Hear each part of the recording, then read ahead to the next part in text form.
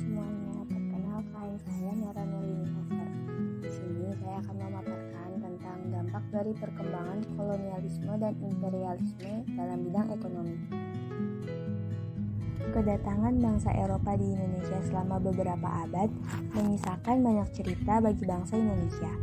Di samping cerita yang menyedihkan, imperialisme dan kolonialisme yang terjadi di tanah air juga memberikan beberapa dampak positif bagi kemajuan bangsa Indonesia. Imperialisme dan kolonialisme bangsa Eropa terhadap Indonesia ini berdampak pada seluruh aspek, baik aspek politik, ekonomi, maupun sosial budaya.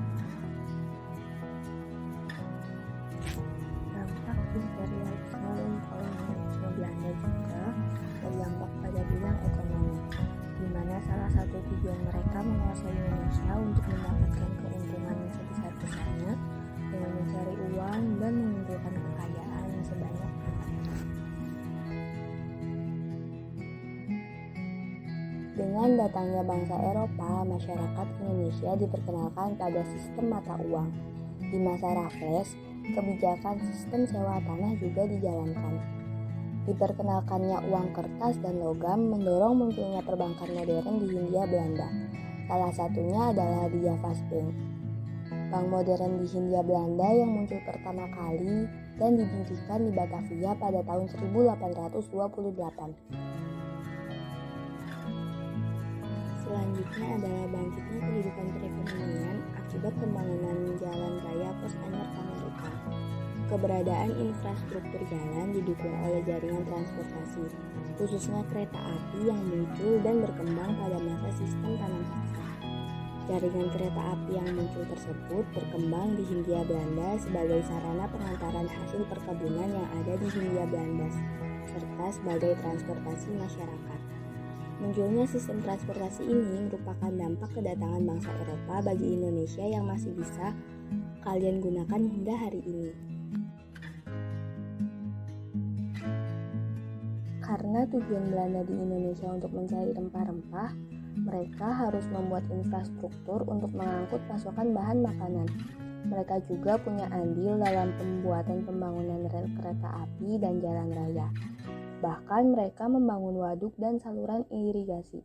Selain itu, mereka juga membangun industri pertambangan dengan membuka kilang minyak bumi di Tarakan, Kalimantan Timur. Namun bukan berarti dengan pembangunan infrastruktur yang dilakukan oleh Belanda itu membawa kemakmuran bagi rakyat Indonesia. Namun sebaliknya, pembangunan-pembangunan di bidang ekonomi yang dikembangkan oleh Belanda justru membuat penderitaan rakyat Indonesia semakin dalam.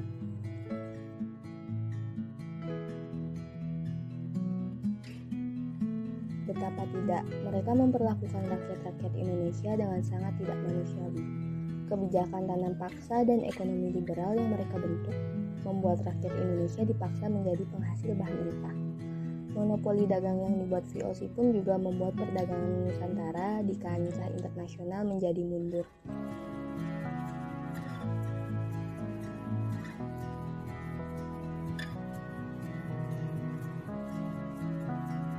Dampak kolonialisme dan imperialisme di bidang ekonomi yang dilakukan oleh pemerintah kolonial bangsa Barat terhadap rakyat di Indonesia membawa dampak, di antaranya sebagai berikut. Yang pertama, monopoli dan penguasaan suatu daerah koloni oleh penjajah menyebabkan terjadinya situasi yang tidak sehat dalam hal perdagangan.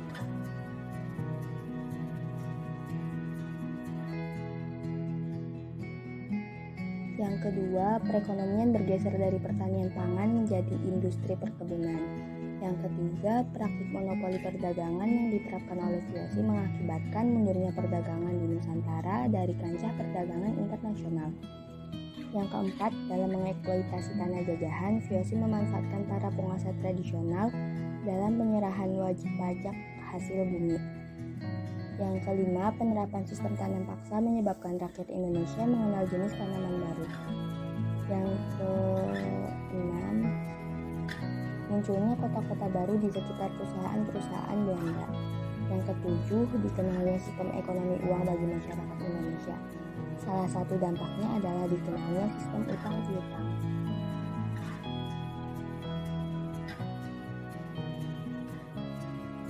Mungkin hanya sedikit yang bisa saya sampaikan.